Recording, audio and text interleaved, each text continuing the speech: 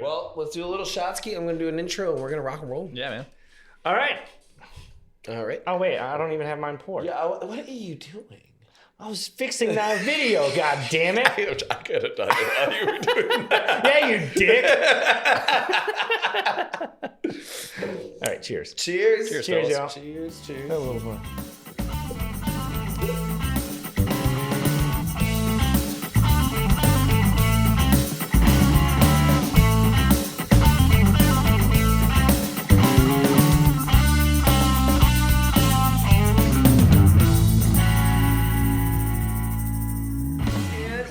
Everybody to another episode of Music and Brews. I am your host, Johnny Barican, and as always, I have my co-host, Bryan Michael. What up, bro? What? You already have sweat coming. God damn. See, you know what's really funny? Uh-huh. Is just last week I was saying, I need to maybe go to Johnny V. And now we have our guests. Oh, shit, you're right. Who we have an amazing studio musician and video studio, everything, writer, producer. It sounds like a little. I don't even know what I am, man. It's probably like producer session guy somewhere in there. Something like that. There you go. Nicky V. Yeah, man. It's a pleasure. Cheers. Yeah, so it was really funny. I was going to say Johnny V, and I was like, wait, no, I shouldn't do that on this one. It's fine. You get it. Yeah, man. My full name's Nicholas Van Hines, and my dad named me Nicky V. So he was like, my boy's gonna grow up to be a professional motocross racer, which is like the most Southeast Missouri thing one can say, right? Okay, yeah. Yeah, I got Barican, so I'm a little bit in your wheelhouse there. Yeah, that's so funny. How are you doing today, my friend? Great, man. It's a good day. Yeah. It's beautiful outside. It is. It's warm in here. A little warm. I was gonna say It's all good. we're fixing that up. Yeah. Like I said, I just built it. I have the AC units in there right now. I gotta drill a big hole. I gotta drill a big hole in the wall, obviously, to get it through. And I was like, it's gonna rain tomorrow. It's gonna rain this week. Yeah. I was gonna do it yesterday, but I was like, what if I don't finish and I just have a big hole in my wall? It's just a big ass hole in the wall. So I was like, we'll do it some other time. Call it the hole in the wall joint. I love it. Yeah. There you go. Yeah. The hole in the wall. The hole in the wall. Duh. God. It was right there. Do better, man. I know. So first things first, and we have to do this because of what you have, Johnny. It's the most ridiculous thing I've ever seen. We like to talk about what we're drinking. So okay. First of all, you have there, I think we got that out of our fridge. You got a nice Yingling. Yeah, man. I'll drink anything handed to me usually. But this is, man, old school Yingling. America's oldest brewery, right? Yep. Yes. Yeah, it is. What's your go-to brew if you had to? I'm a usually Miller High Life guy. Oh, okay. My dad works for Miller Lite since I was a kid, and they sent him to beer school in Milwaukee, right? Cool. And all those yeast strains they have locked down like Fort Knox. Literally, they're like apparently Miller High Life is the original yeast strand that Miller brewed for the King over in Europe. Oh, and so that's like one of the oldest strands they use. Wow. Yep. So it really is the champagne of beers. Yeah. Those strands are like hundreds of years old or something, right? Like that yeast or whatever. It's like super, super old. That's super cool. Yeah. Johnny has like so the ghetto version of that. I worked out and I was just like, I stopped by the liquor store. I was like, let me see what I can find. I try to usually find something interesting, but you never know. And I have a beer that I found called American Rebel Light. Show that to the camera, Johnny. Oh, sorry. It's America's patriot, God-fearing, Constitution-loving, national anthem singing, stand your ground beer, Amen. Born in the USA. America. I was like, I gotta try this. I'm hard just looking at it, Johnny. You're over here just getting yourself a little comfortable. So it's not good. For me, at least. It's super weird. You like it more not than what I do. expect. It is not a light beer. So it's not. It's got like that Belgian ale like style. It's weird. like almost Swedish. Malty. Yeah. You feel like you're gaining your rights back with every sip. There you go. Oh man, yeah, it's something else. Yep. I feel empowered. I feel. Well, that's I'm doing something local. I got a bearded iris home style. Classic. Double home style. Oh, double home style. Yeah, I find it to be much better than the regular home style. Yeah, that makes sense. Yeah, this is good. I've had it on many times. So, That's always good. Well, Nicky, let's start off with you, man. We are so excited, to dive in. We usually just start off with a quick little, synopsis of your life, like how did you start getting into music and all that situation. Okay, so ever since I was hatched, pretty much, I was like really drawn to music. Parents always played old. My parents are like these weird, eclectic, like Midwestern hippies kind of. Grew up in an old Victorian house in a little town called Cape Girardeau. It's like Rivertown. Wake up in the morning and you look at, and there's the Mississippi River, and there's a paddle wheeler going up with somebody playing calliope on the back of it and stuff like that. And my parents would play Angola prison recordings that they found at Vintage Vinyl in St. Louis, and it's all this weird stuff. And so, but my mom played and sang, but just worked a regular job and had this old Gibson sitting in the corner since I was 13. It's like where most guitar players start is like 13, right? Like, minute you start getting interested in girls, right? Yeah. Girls, that's why I got started. Exactly, all of us. I just remember my parents wanting me to learn an instrument, and then when I started learning guitar, my mom goes, "No, the bass is better. It's quieter. It's quieter. It travels through walls easier." That's true. Yeah. So my mom taught me like just basic finger picking, and still finger picks better than me. But she basically taught me basic cowboy chords, all that. Started learning in bars. My dad, like I said, worked for Miller Lite, and so I knew all the bands just from being a kid. Yeah. I played pool when I was little, and so I was playing like in adult tournaments and stuff when I was like 10. And so I knew all the bands from playing pool in bars. And on their set record, like, "Hey man, show me something." They'd show me a pentatonic scale or something like that. That's cool. I'd go home and wood shit it for the next week until I saw them the next Wednesday or whenever. "Hey man, show me something else." They'd be like, "Okay, here's a lick with that scale." That's cool. And so I just learned very homegrown in bars and clubs. And by the time I was 15, I was playing 3 to 5 nights a week. And then at 18, I went to the Musicians Institute out in LA. Oh, nice. Did the program out there, the associate's program, for 2 years. From there, I went to work on cruise ships and became a music director. So I was in charge of 15 to 30 drunk homesick idiots, basically. So I played guitar in the band, and then I managed all the scheduling and stuff like that. Oh, wow. And I did that for about 4 years, I think. And after that, me and my family were really tight, and I hadn't seen them, since I was 18, basically, very much. Moved back to my hometown to Cape, and basically geared up to move to Nashville. Mm-hmm. And I wanted to kind of have a plan when I got here rather than just blindly moving. Mm-hmm. So I taught at the university in my hometown for a little bit, and I started recording online on different websites like Fiverr and SoundBetter and AirGigs and all these different freelance websites. And I built up enough of a clientele list on there, enough accounts that I could move to Nashville, or at least I thought I could move to Nashville and break even on rent without having to dig into cruise ship savings. Yeah. So that was kind of the plan. And, to move here with a degree of comfort and also kind of develop the skills of being a studio musician. Ever since I was little, I wanted to be a studio guy. That was the dream from day one. Specifically in studio? Yep. Oh, that's cool. Were you doing cruise work when you moved here, or was that... No, I okay. Just want to make sure that I burned that bridge like real hard when I left too. No. Yeah. So I knew that like, okay, I'd want no safety net, right? Yeah, because it's very hard to leave ships. How'd you burn the bridge? Okay, so it's very hard to leave the ships. Okay. Because it's like, okay, here's steady pay. It's you're in your 20s, you're traveling the world on a boat, swimming with dolphins and riding jet skis, and it's consistent pay. You're knocking your student loan debt down, all that good stuff. And then you go home and you're like, everybody says, "Oh, I'm just doing one contract." And that was do like 5 every time, they just get wrapped up in it. Yeah. And that becomes your little world. And I was like, okay, I got to leave this. And I could tell that the company was changing in a way. I worked for Carnival, the Walmart of the seas. And at that time, their pay structure was set up to where the cruise director, who was my boss, and staff captain, everybody got a cut of bar sales. Wow. And I knew that I had direct control over the bar sales. And I was just a regular salary. My pay didn't fluctuate any, depending on sales or anything. But I knew that I controlled how much my bosses got paid. Mm-hmm. I knew that gave me leverage. And so I could basically con my way into like a good schedule for all my musicians and take care of everybody below me.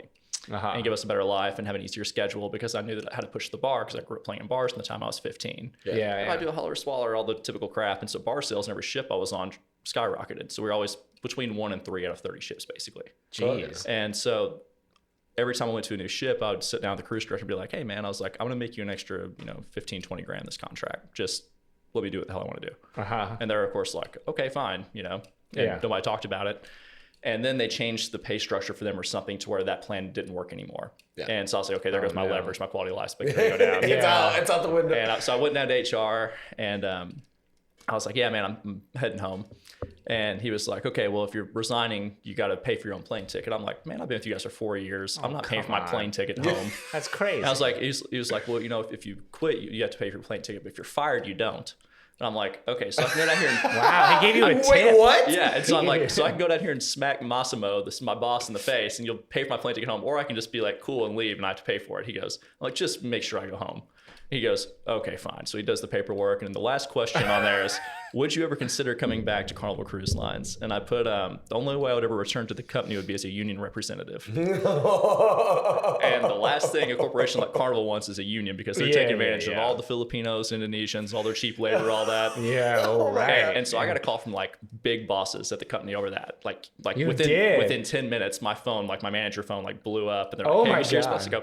Yeah, my dad was a Teamster, It's like I said, this company could probably benefit from a union. And so they lost their minds. And I used that to negotiate basically promotions for all my bands. So my right-hand man, who's a studio guy in town with me now, Martin Motnick, amazing bass player, became an MD. My piano guy went to the piano bar musician, makes 3 times the amount of money. So I basically used my exit as a way to take care of the guys. That's cool. Awesome. Yeah.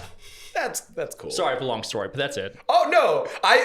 When you say I burned that bridge hard, I was like, what did? I know. It's like expecting some great story of getting in a fight. Or something, but, it ended up being a better story. Being like, I'm helping the people around me. I'm like, oh, good.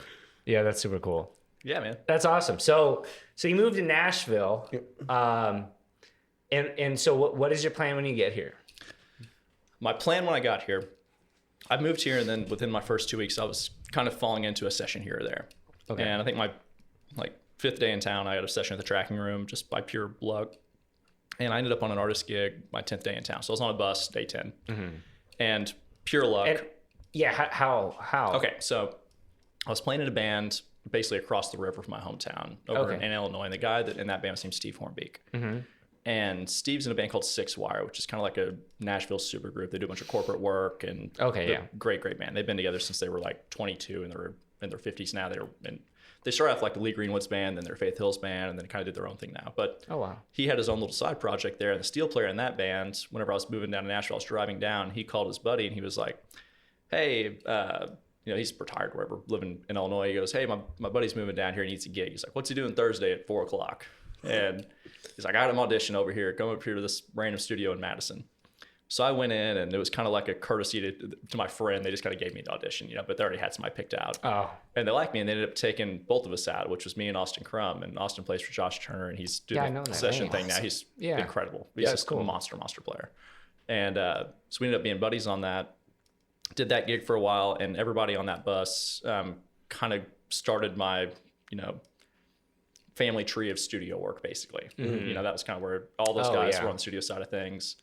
And then I was kind of recording at my house a lot. So I was doing, at that point, maybe 50 tunes a month recording just remotely. Mm-hmm. And so I kind of sort of had the skill set of the studio thing, but not really on the tracking session side of it, which is a different deal from recording at your house versus on a tracking session. It's like night and day skill sets. Yeah. And not night and day, but different. And so they were cool enough to like kind of guide me along and be like, no, you dumb 26-year-old, do it like this. And I was like, okay. And so they kind of mentored me along and got me in with some cool people and had a lot of great advice along the way. That's cool. And then kind of did that for a while, took a couple touring gigs. And the plan was, like you asked me what the plan was when I got here, was I noticed the minute I got to town, I noticed studios were shutting down. It's like the tracking session, the tracking room like shut down like shortly after I got to town. Mm-hmm. Oh yeah. And now I think it just got bought. When did you get to town? 2018. Okay, I was like, I think that was after I was okay. Yeah. And so studios are shutting down every day, but more music is being made than ever. Right. Yeah, more music's being made today than there was 3 years ago. Oh yeah. But there's less studios making it. Yeah. So I'm like, okay, well, that tells me that the work is going remote and then home studios. Mm-hmm. And so I was like, okay, I want to try to stay as ahead of the curve as I can on that. So I'm going to start a website that does remote production work and targets people outside of Nashville, because Nashville sells itself. Nashville is amazing at branding itself. And like I said, it just sells itself. People throw Nashville and everything they can because people not in Nashville love everything Nashville. Yeah. Or they love to talk crap about it, but secretly like it. Yeah. And so I was like, okay, I'm going to start a website. And thankfully, NashvilleTracking.com was available, which I thought was funny, for $9. And I got that. Oh, nice. And I was like, okay, I'm going to go on the road. I'm going to play at the 90s country band. Then I'm going to try to get like a early 2000s gig, then move on to like a stadium, wall and jelly roll type of gig or something like that. And then leverage those 3 decades of credits into recording work remotely. Yeah. Because like Australia, for example, loves country music. And if you're a 50-year-old dude in Australia, you're going to love that I might have played for an early 2000s artist. Mm-hmm. Or if you're 65, you'd love that I played for a 90s household name kind of artist. Or if you're 30, you would love that I played for a modern stadium act. Yeah. And most people don't know what studio musicians even are. And outside of our world, it's a confusing thing. Yeah. Yeah. And so they are more impressed by the fact that they can go to their friend and be like, their buddies Monday morning at work and be like, man, I had, Luke Bryan's bass player, so-and-so's drummer, and, Martin Wallen's whoever on my record, man, down in Nashville. Those guys are great. Yeah. Not like, oh, I had this legendary studio musician that nobody knows who their name is, Yeah. Right. And I knew that that's how the normal person, leverages their vanity projects to themselves. Totally, It's yeah. And so I was like, I'm going to get these 3 decades and then launch this website and then try to get some work like that. Wow. And That's So it's all incredibly calculated. intelligent. Yeah. yeah, I know, man. It's very schemy. That's that's business. And so I did the 90s country artist thing, and I started getting called for some of the 2000s acts and a couple newer acts as well. And the page just wasn't there on it. And I was like, I was making more money recording before I took the road gig anyways. But I was getting out there to gain some of that credibility. You wanted the name that you can use, basically. Yeah. The play for my buddy Martin that I mentioned earlier, he gave me this term. He said, the name you don't have to explain. It's like, oh, so-and-so's cousin's nephew's dog walker. That's who I played for. Yeah. And so I realized that they weren't quite paying enough to make sense. I was already taking a small pay cut going on the road because, you'd play a one-off in Texas on a Saturday and you'd basically get on the bus Thursday night and not get back till Sunday afternoon. So I'm losing 3 days of pay for 1 day of pay on the road. And so I did this and I was like, okay, I can't justify taking more of a pay cut for this. And so I was like, screw it, I'm just gonna launch the website, see what happens. And I did that. And then I made a YouTube video about basically what road work pays. Yeah. Which is something nobody talks about. I know. Which to me was this absolute, do you guys cuss on this podcast? Oh, yeah. I was like, to me, that was this absolute horse shit. Yeah. And so I'm like, if you want to be a carpenter, you can call the carpenters union up and figure out what a journeyman makes. Yep. Or like, look, any job in the world, if you can figure out within reason, what a ballpark estimate is, what you can expect to make. The music world's not like that. Yeah, and nobody talks about it. To say pay at all in anything music. It's really weird. The reason they're scared to say it is because a lot of the time on these huge tours, it's so low. And so it's embarrassing. But people do it. Yeah. Because it helps our ego and it's fun and it's a great experience and you can leverage that work in town when you aren't in town. Yeah. So if you play for a huge name that it's, say they put you on, a $75,000 salary, that pays all your bills for the year. That's great money, or it's good money. You're covered, you're comfortable.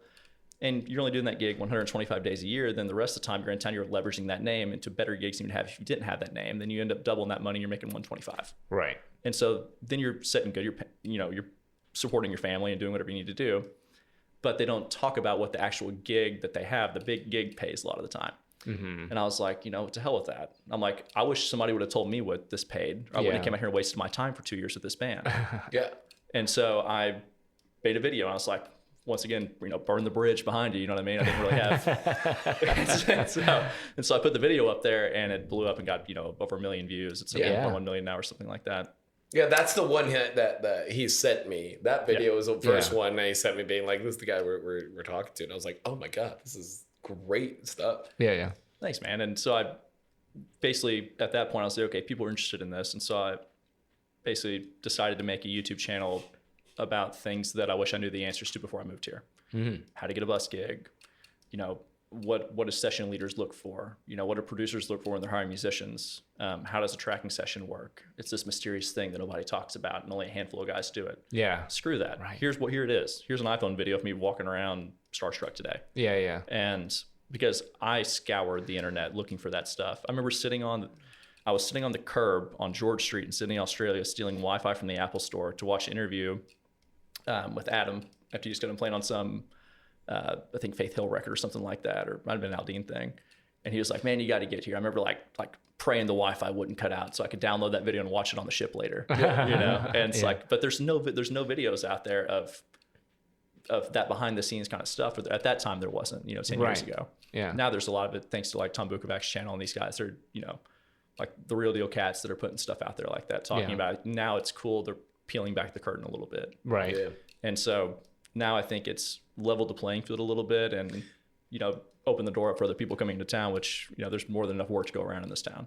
Well, question that kind of made me think a little bit, peeling back the curtain, as you say, where do you think, actually, like I'm asking you as well, like, do you think it was because studios and like it was so controlled by studio PROs, everything, that stuff's not coming out, but now since COVID? You mean like before everyone had a home studio, it was very controlled by the labels and the studios. Thank you. Yeah. That helped. I get it. And so now it's a little more open, so everyone has more. Well, I mean, since 2020, everybody has been doing it now a lot more, and it's a little more out there. So yeah, I mean, do you think that changed things, or do you, or what would be your opinion on that? I think a lot of studios shut down during the pandemic and didn't reopen.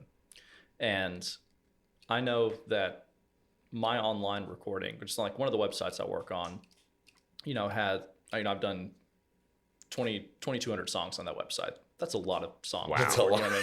Yeah. That's songs. And because it shows like your completed orders or whatever. Yeah. And wow. And I would say a large chunk of that was through that 2021 era, when it just, everybody was locked inside. Right. And people were sent,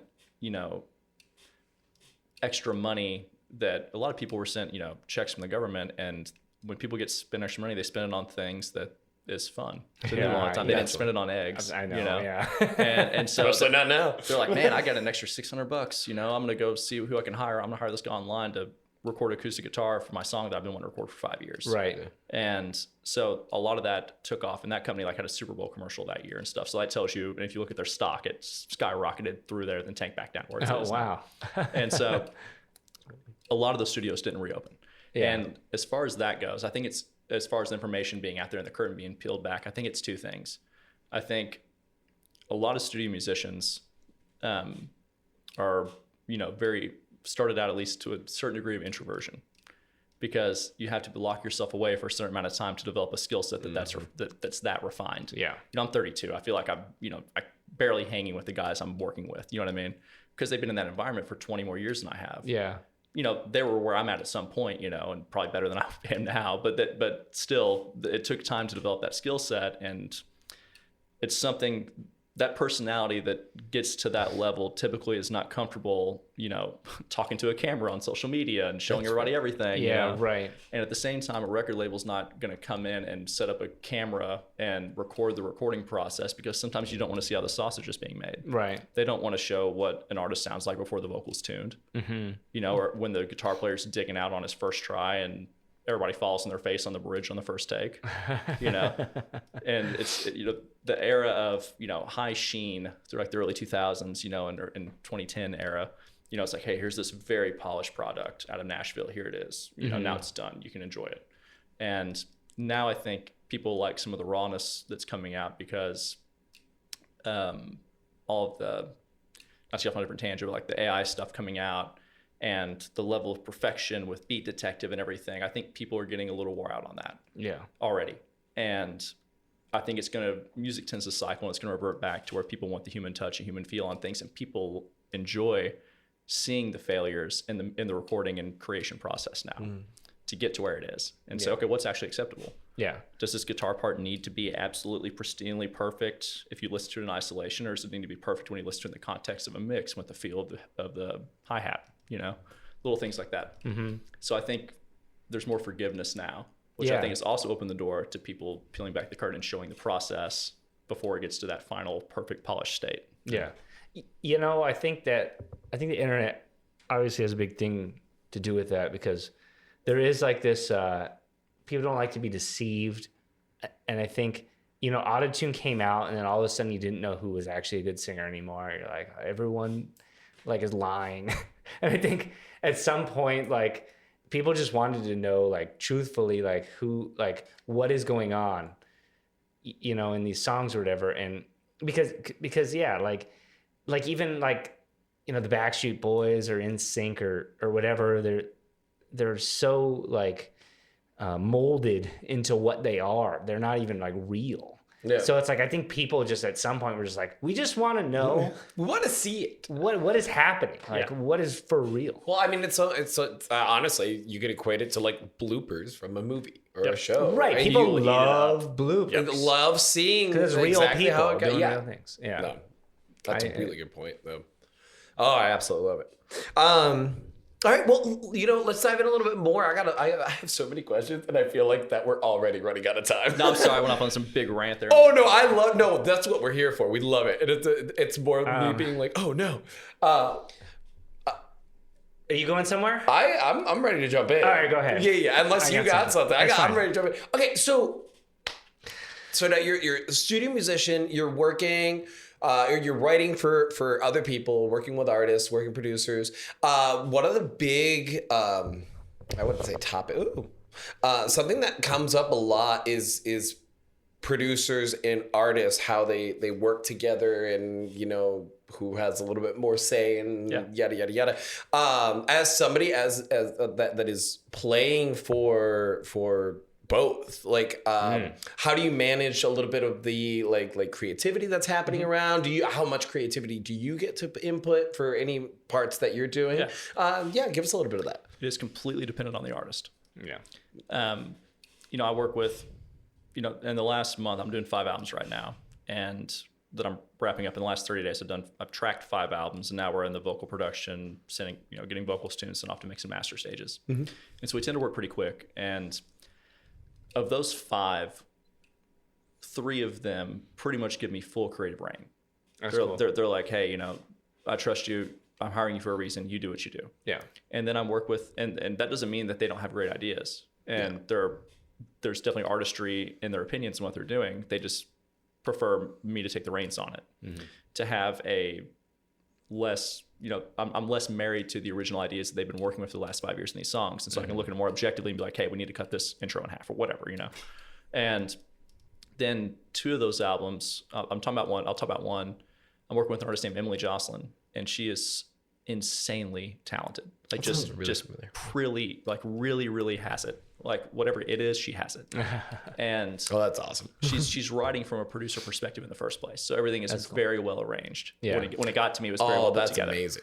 And the guitar parts are like very methodical and these weird alternate tunings and stuff. And there's a very high degree of artistry on it. Cool. And she knows exactly what she wants. And at the same time, I'm like, hey, how I handled that, for example, like to answer your question, I was like, let's get in the room, and I put your tracking session on it. Everything on there is like done at tracking.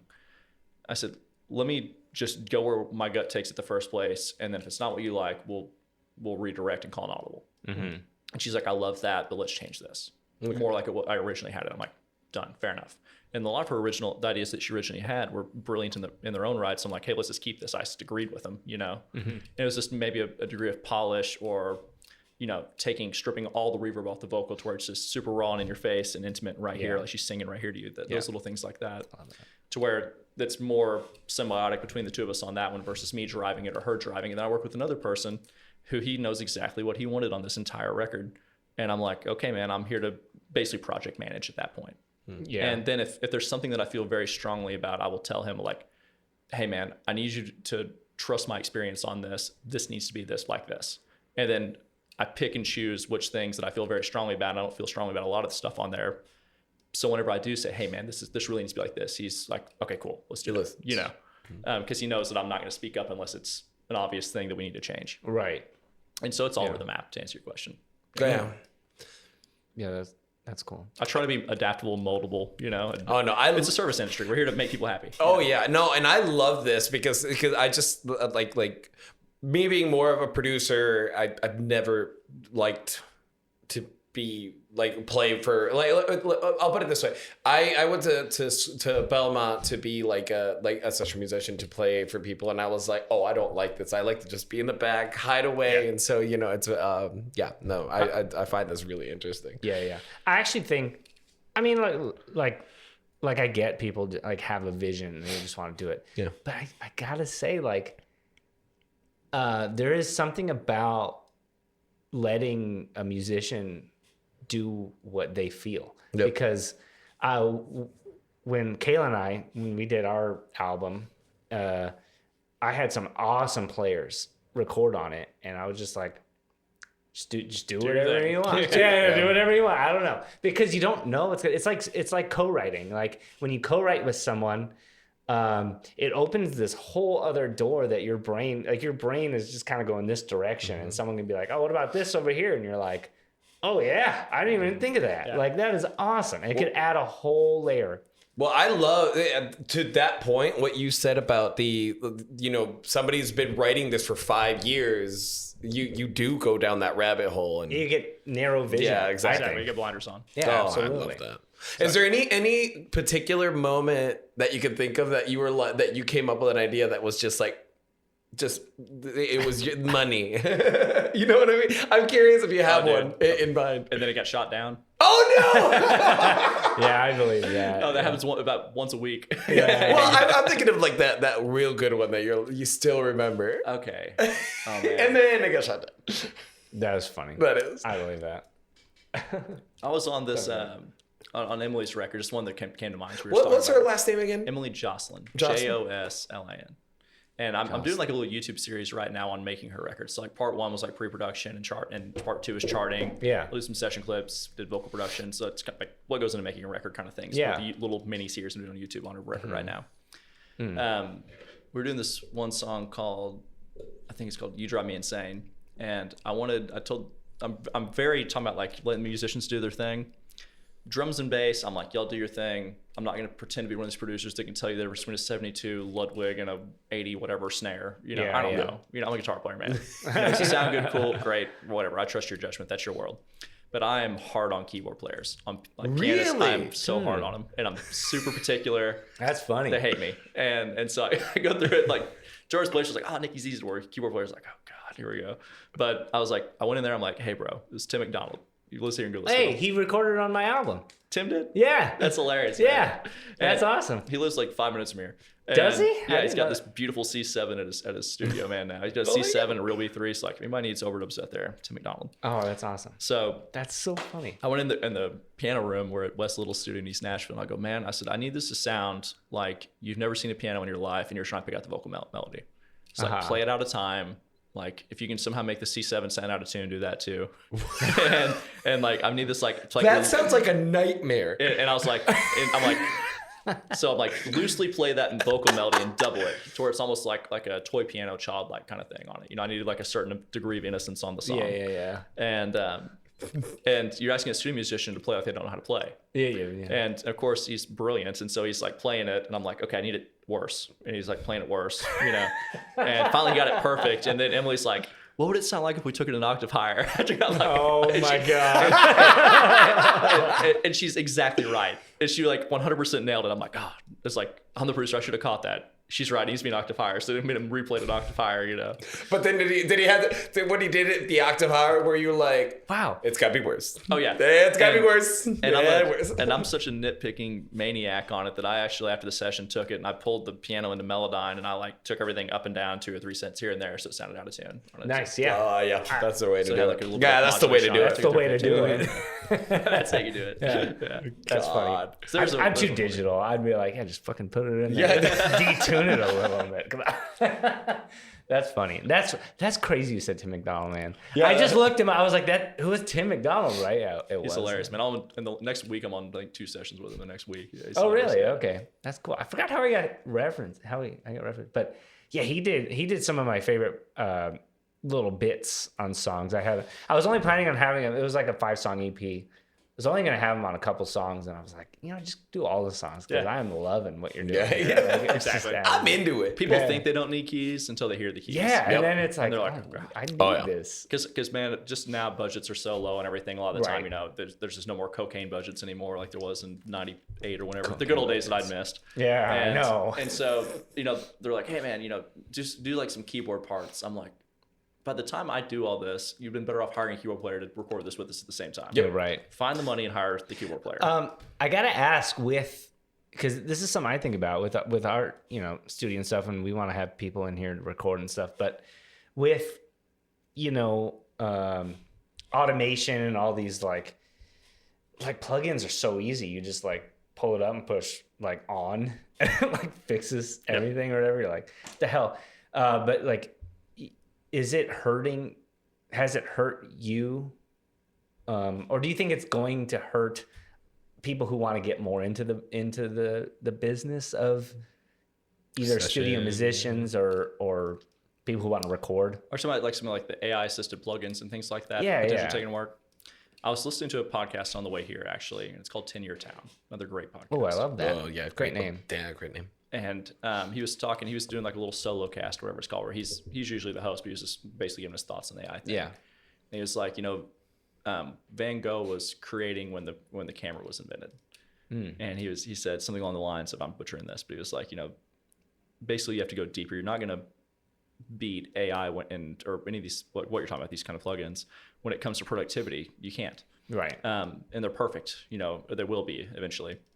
Yeah. And so you have to go deeper and you have to dive into the actual artistry of it and the humanness and the mistakes and lean in on that. Yeah. And so everybody's freaking out about but his thing was like, Van Gogh came out when the camera arrived. And so it's like, you have these perfect still images now. Okay, well then you had to dig into the soul of the artist. Now, people thought, painting's dead. Nobody's gonna paint again now that we can take pictures. Yeah, that's interesting. Yeah. And now and all that did is it broadened art. So every time technology advances into the arts in some way, art just gets broader and expands out into something different. And so I kind of touched on that earlier when I said I think when the beat detective era that we're in right now, and everything being very on, and I've paid a very high price sitting there with a metronome for 10,000 hours to be able to play acoustic guitar with a click. And in 3 years they'll be able to press a button and a demo guitar, somebody that's just playing on a demo, it'll be dead on the grid. And with probably and analyze their feel and line it out and lock it in with the hi-hat or whatever. Yeah. And so all that tells me I'm not worried about that taking more work from me. My work will just become more specialized. And people that want more depth in their art will turn to real musicians. And it's already happening. I just did a record. It's like a pop R&B record on a guy named Benji Uzo. And it's like very LA pop, would be programmed hi-hats, all the typical thing, And he wanted to get away from that. So he came to Nashville and hired me and my guys, and every single note on his record was played by a human hand.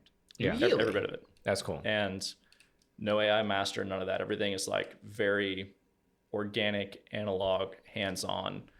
That way, because I told him, I was like, we can do this and make it very commercial and whatever it is. I was like, we can do this and make it something you're proud of in 15 years. And if you give people that option, like, hey, do you want to be proud of this in 15 years or do you want to get 100,000 streams the next 3 weeks? People would rather be proud of it in 15 years. Yeah. You're a good salesman, it sounds like. Yeah, I was gonna say that is exactly. I know, man. I wish I could That's play that upsell. No, that is really cool. It makes me think like for me the way I like. Well, this is something I wanted to ask you. So like now, when I first moved here and I'm touring studios, like when I first moved here, I wanted to do the artist thing, and I kind of realized it's not really what I wanted to do. And but I was like touring studios and doing that, and they're like, hey, you come in, and then 6 hours we have these guys that come in, they learn your songs, they play them, you're in and out, and I'm like, man, I guess that's not what I thought it was. Like in my head, I was always in bands in high school and stuff like that. We like took all this time and whatever. There is I kind of want you to talk about that a little bit, like how I mean, correct me if I'm wrong, but I feel like it is kind of a Nashville thing. It is 100% a Nashville right? thing. Where you come in, you record, they know the songs, they write the charts, and they get them done, and you're out. And it's like, whoa. And it's like, and I'm curious, like, that versus the just like sitting around and like recording over 6 months, like The LA versus Nashville method. yeah, That's what it right. And so, okay, Nashville is insanely efficient. You know, there's teams that will do 28 songs in one day in this town. Fucking God. And You're just like, fuck. 28. Oh my And God. That's the actual number that happened. Oh man. And I've gotten called for a handful of those, and I'm not wild about them. And then most people are operating, you know, a session's 3 hours. A 3-hour session is the typical, like, defined by the union. Most people are doing 3 to 2 songs a session on the low budget master, which is what most projects fall into. People that are paying demo scale, there's no demos anymore. Nobody makes a demo in Nashville. If they are paying to get a song recorded, it's getting released. Yeah. On something. Yeah. You know? Oh, I guess I never thought of that. Yeah, that is me true. either. I didn't think about that either. And because if they're going to pay to get it recorded out of their pocket or their dad's pocket or whoever, they're going to take that song and they might be saying it's a demo because they're wanting to pitch it to Jelly Roll or whoever, right?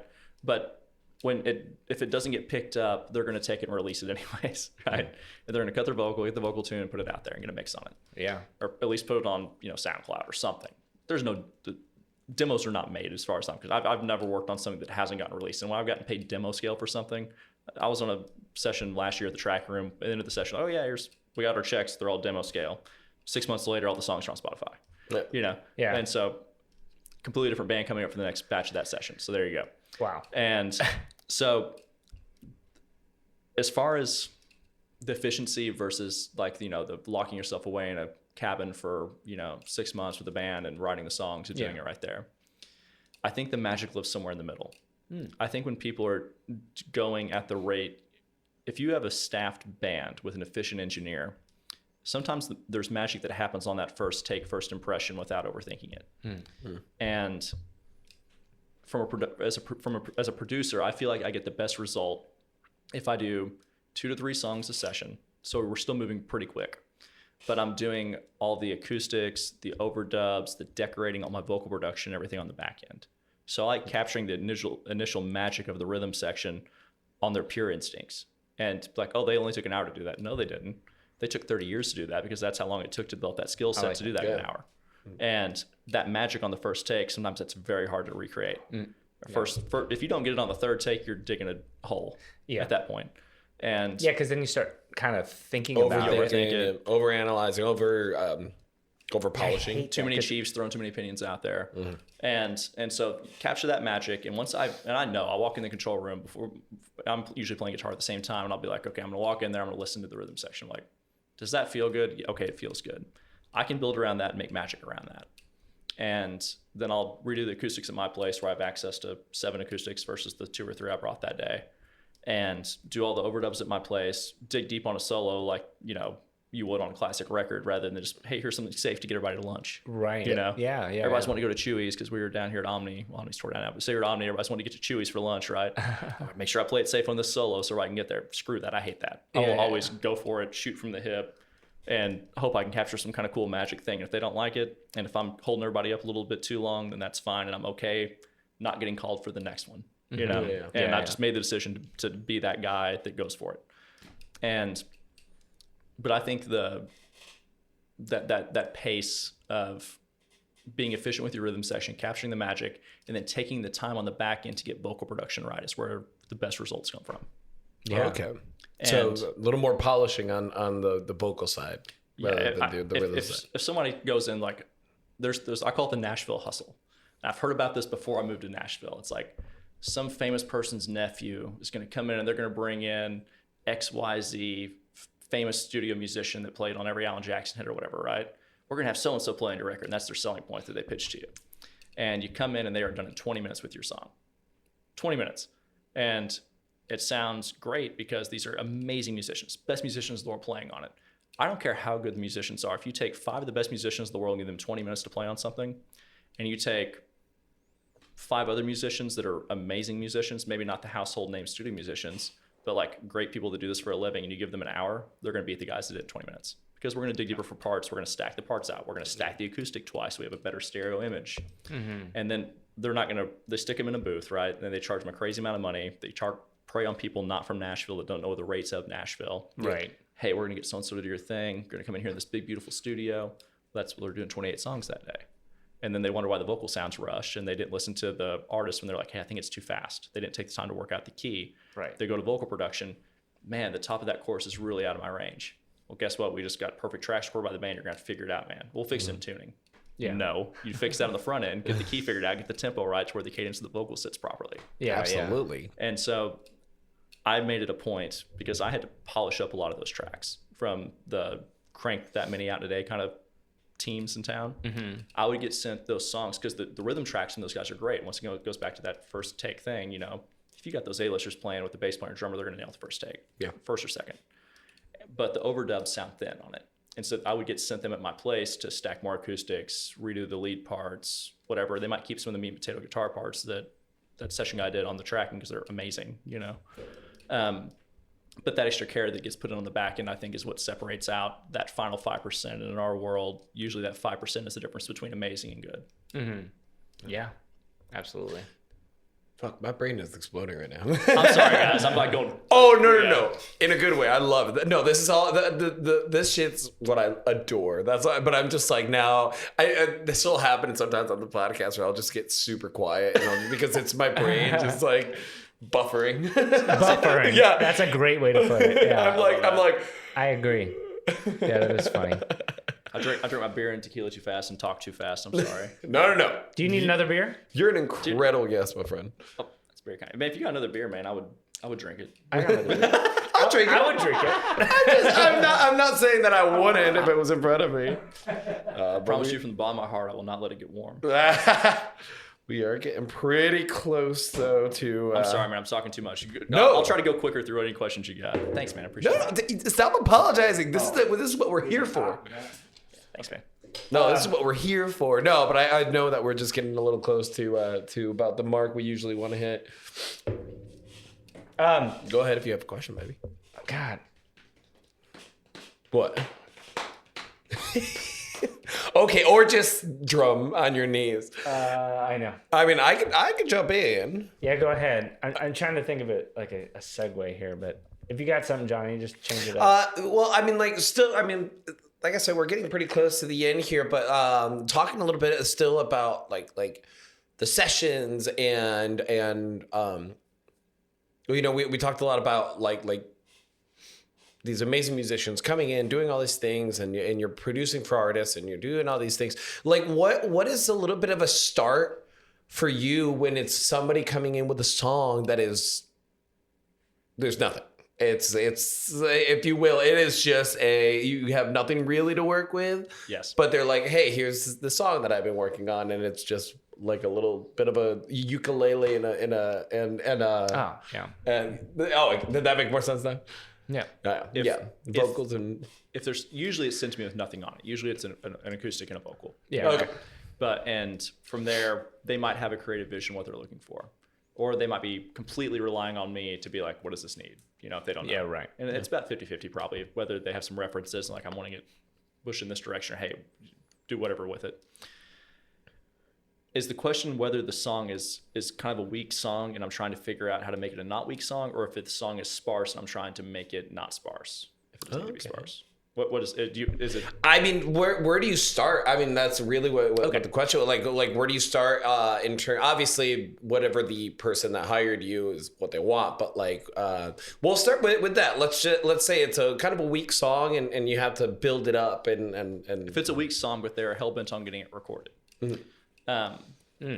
A lot of the times, be like, hey man, or whoever I'm working with, whatever the artist, send me, if they're wanting to do 5 songs, but great, send me 10. That way I can narrow it down, because people are usually the worst judges of what their strongest songs are. Interesting. Most of the time. And so I'm like, hey, straw poll this. I tell them all this time, like, straw poll this with all your family and friends. If you got money to do 3 songs, take 5 or 6 of whatever you feel are your strongest, send to your family or friends and tell them to rank them 1 through 6. And that's good. Rarely will it be what me and the artist thinks, because we're in our head about being musicians. We're like, oh, well, this one thing, we hyperfixate on it and we love that song. Yeah. But it's all about the catchy hook or whatever, Yeah. And so, but your uncle that gets drunk in his garage can tell you which one's catchy. Right. And so lean on Uncle Jim or whoever, and be like, which one of these is the hit that we need to record? And they'll send me those songs. But okay, we got our three strongest ones here. And it'll be an acoustic and a vocal or piano vocal, whatever, using acoustic. And the first thing I do is I actually chart it out. Whatever they have, without trying to fix anything, I just chart it out so I can visualize the structure of where it's at. Because one of the most important parts of music that people don't talk about is form. Like if you go back and from Beethoven on, form is paramount. It's what is the structure of the song? Where's the arc of the song? How does the chorus smack? How are we setting that chorus up? And then doing everything we can to build from that chorus dynamically down to where the verses need to build. The choruses dictate the rest of the song because the chorus is what sells. And so I start with that, build up from the chart, and then I start making arrangement changes that I feel are most tasteful to set the form where it needs to be to deliver the message of the song. And the number one is the vocal. The vocal needs to be sitting on top, and everything musically needs to support that vocal and the message of the vocal. You get away from that, you start hyperfixating on kick drums and snares and stuff, we're too far in left. You're already gone. Yeah. You're already lost. Lean in on that one to two. There's always, on a good song, there's 1 to 2 moments that rip your head off. And that one right there that resonates with you, whether it's that slow down, the tempo pull back into the last chorus of Tiny Dancer, right? That's the magic in that song. It's not the chorus. It's the slow down that sets up that chorus that rips your head off when it hits. I love a triplet that goes into, like, when it goes into and then it goes into, I love that going into a final chorus. Little stuff like that. Those are the decisions that I highlight those. This is gonna piss you guys. I cannot picture the song right now. I know Tiny Dancer, but I cannot picture what you guys are talking about. I'm not saying that song. I'm just saying. You love when it does that. Yeah, okay. Like a triplet. I cannot. Yeah, I was like, what? When did these things happen? Listen to it later, man. There's one of the choruses. The tempo slows down to the chorus, and that's what sets up the whole song. That's the magic. You do love the triplet thing. Sorry, it clicked because man. you have a bunch of songs that you do. Yeah, sorry, that clicked so hard all of a sudden. Anyway, sorry. No, you're good, man. I look for the little moments, and I do my best to accentuate those moments. That's awesome. So that's the short answer I should have gave you. No, that's an amazing answer, and also the discussion of like focus on the vocals first, and then go down because we are monsters where we hear a kick and you're like, that's not the right kick. Let's sit here for 4 hours and figure out what the right kick should be. One of my favorite things to do on a tracking session, I'm working with people I haven't worked with, is at lunch break, I walk around, I look at everybody's cue box, and I look at where they have the vocal. And if the drummer has the vocal off, I can promise you I'll never hire that drummer. Really? And I hire a lot of people, man, and I will never hire a musician that has the vocal turned off. Interesting. I love that. I mean, it can't compute for me why you wouldn't have the vocal on. I'm assuming there are plenty. There are people that don't. And I'm like, if Steve Brewster is a drummer that is more hyper-focused on the vocal than anybody I've ever worked with from any instrument. Yeah. And he's playing a percussion instrument, and everything is about the vocal. And that's why he's had the storied career he's had. Yeah. Well, I mean, wouldn't you think you'd want to hear, because you can adjust percussion, the big thing is intensity and dynamic, and you would want to be working with that, I assume, unless there's anything more to add to that. Yeah, unless somebody, if a good vocalist goes in, they're not singing static. Yeah, there's an arc to what they're doing, and the drums accentuate that and follow that and support it. Yeah. And guys like Brew do that. Yeah. And then there's guys that have great chops and great pocket, and you just walk in, they're just burned out from doing it forever, or they're inexperienced, one of the two. It's either guys that, when I see the vocal turned off, like these are guys that are just in the working towards retirement into their career. Yeah. And they're just tired of hearing an out of tune vocal. Right? I'll listen to an out of tune vocal and whatever vocal I have to tell me where things land, I will crank it. That's the loudest thing in my mix. Yeah. Or it's guys that are like all chop oriented and man, I'm just trying to, or sometimes they're just trying to survive and lock in with the bass player. You know what I mean? And not get distracted. If the vocal pocket is pulling them somewhere, I get that too. But great drummers can hear past that. And good singers set the pocket. Like I produced a record for Jennifer Russell. She's Loretta Lynn's granddaughter, and she is badass, man. Mm-hmm. She is incredible, like beyond good incredible. And her vocal pocket dictates where the entire band plays. Yeah, that's really cool. Like take a Brewster played on that record. You're not going to find a better pocket than Steve Brewster. Yeah. And Jennifer is setting the pocket on that record. You know what I mean? Like when she starts singing, you know where it's going to land. Yeah, that's cool. I love that. Oh, that's amazing. Yeah, Victoria was that way. We always bring up Victoria. Yes, she was. I was wondering, we talk a lot about Max Martin. We bring up Max Martin all the time, but he talks Take a about shot. in his very. I know that's a thing, but in the like one interview I think that he's done, he talked about his toolbox, and I'm curious, like as a guitar player in a session or whatever, do you pull from a toolbox where you're like, oh, I think this thing would be good, like. There are just common things that happen throughout a song where you're like, yeah, I'll do this now. There is a toolbox, and I do my best not to use it. Oh, yeah, I like that. And so there's, the obvious, we're going to play eighth notes on the second verse. Yeah. We're going to stack big love breaks that. on the choruses. there is a toolbox. Anybody says, oh, there's no, that's bullshit. There's a toolbox. Yeah, right. And there needs to be elements of that because it works, But I'm constantly looking for ways to break that toolbox. Whether if it's not an eighth note part up here, but I still need something percussive and rhythmic, do like a single funky Nile Rodgers part instead. Yeah. Something just to take it a different direction to break it away from the latest Wallen record. Whatever, you know what I mean? And those guys are doing that. Like Bukovac played on Wallen's record. Shit is brilliant. The playing on that is so out of left field and awesome. It's like the most, obviously it's like, if you want commercial, Wallen's commercial. You know what I mean? Yeah. But musically, what's going on with those records is so good. Yeah. And that producer, whoever's doing that shit, is brilliant. Because he's hiring the people Is it he's still hiring. Joey Moy? What? Is it still Joey Moy? I don't know. That's I don't know should off the know. top of my head. that was the Nickelback producer. Oh, he was fuck me. He did Yeah, his that's right. first couple albums. Anyways, Whoever's I'll putting have to look that it team up. together, man, That has guy the is a right asses in the genius, right so seats. That's for That's sure. cool. Yeah, I feel like we've spoken about this before. I feel like you're right, fine. but it's fine. And those, the Nickelback guitar parts, so good. Oh, thank God, you. fuck! We had a whole episode Sorry. about Nickelback. We both went. because- Oh. Do you guys watch follow Butt Rock on Yeah. Instagram? No. No, I. Okay, there's a page called Butt Rock Love it. on Instagram, and it's like all Nickelback memes and stuff. It's so good. Oh no, we are diehard Nickelback lovers. Hell yeah. And anybody that we've said this for a decade. Yeah. Literally a decade, being like, anybody that hates on them, we know you're lying. Oh, the yeah. moment that the first song on their main one, the drums, that's some of the best epic So brilliant. full drums I've ever heard in my gorgeous. life. If you want to talk about that is music that is composed. Yeah. That is yeah. that is not studio musician crank it out shit. That is composed parts. Everything right there was like it was on an LA film score with an amazing arranger. Yeah. That put that stuff together. Oh, it's so Yeah, good. totally. So well done. They're so good. That's so funny that I got brought up. we freaked out immediately. Max Martin and Nickelback. That's Yeah. great. We got a couple others. I feel I like how we like. transition from Loretta Lynn's granddaughter, Max Martin, Nickelback. So anyways, T-Pain. ABBA. We went different directions. Well, to be fair, ABBA, amazing. Dude, Slipping Through My Fingers All the Time is the greatest melody ever written. Favorite two melodies of all Oh. time. Slipping Through My Fingers All the Time. Slipping Through My Fingers by ABBA. Yeah. And Colors of the Wind from Pocahontas. Oh. Two greatest melodies ever composed. The way that melody interacts with the chord, the tension release of Now that I'm thinking to me, about it. Now, dude, listen to it later. I'm this telling you, needs to be our Pocahontas where it's list. at. Oh man, It's Slipping Through My Fingers. I gotta That is disagree with that a one. masterful melody. I don't know Well, that. I love all ABBA. Their melodies are so good. I love So good. Gimme Gimme Gimme. Dude.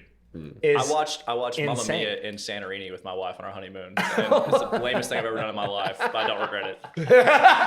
I will say, back in the day, this is like 15 years ago, I was always like embarrassed that I really liked them.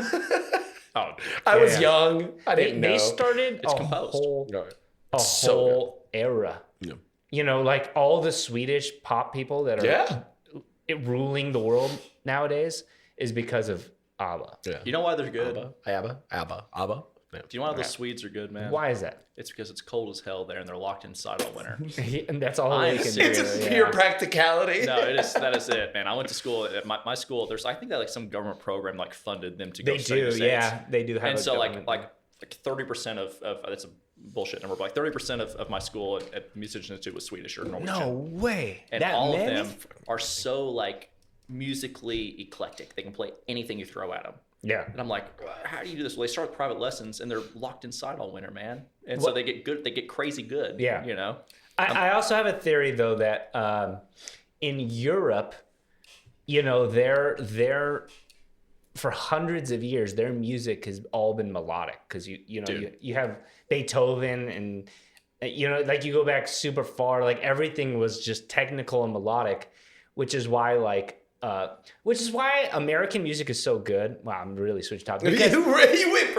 Because you have African music, which was rhythmic. I could talk about this for hours. I love this. 100% rhythmic coming from Africa. And they come over here, and then you get all the white people coming over here with their melodies, and now together, now you have the greatest music in the world. And then you have the Indians. And the Indians, okay, so Africa, rhythm, right? Yeah. Europe, harmony, melody. Yeah, specifically harmony. Harmony, okay. India has no idea about harmony. They understand melody and rhythm to an insane level. And these are like broad strokes, obviously, right? The biggest generalizations possible. India, have you ever seen that thing where they go, hum, man, they do like they count on the fingers. They're talking to me. Yeah. Their system is 4,000 years old. Our system is 300 years. Bach tempered a piano in like the 1700s or something, right? Yeah. And so like our system's 300-400 years old. Theirs is 4,000. And so if you were to say 1 E and a 2 E and a 3 and a subdividing 16th notes as fast as you can, they have it figured out because their system's so much so they go talking to me. That's how I know it. Those syllables are more. They're naturally the physicality with your tongue are more percussive in your mouth, and you can physically say them faster than you can our way of subdividing. And so they have it figured out. That's so cool. For my triplet man here. The taki. Yeah, right. That's so funny that you brought that up. Yeah, no. And melody. That's how. And the fundamental centaur thing they do. I'm sorry, excuse me. No. Go ahead. No, as I was about to talk, I had to cough. Like, you know, if you think about they don't have any chordal instruments really, or that they are, it's very simple, you know, dyads and triads. That's right. There's no piano there. They're with their traditional Indian classical music, and so a sitar is very melodic, one string oriented, just like their vocal melodies are. And their systems are so old and so refined that they're masters of melody and rhythm. Africa has rhythm. Europe has harmony and melody to a degree as well. Then you get to the States and you get the melting pot hodgepodge what we have. And then the United States tends to, there's exceptions, but tends to lead the world as far as music and pop culture. Yeah. Naturally. I love that. That is so cool. Yeah. You guys are great, man. Thanks for having me on. This is fun. No, you're amazing. You got to come back. Yeah, this is already. I'm already like we got to get you back. I feel like we just barely scratched the surface. Oh, we really have.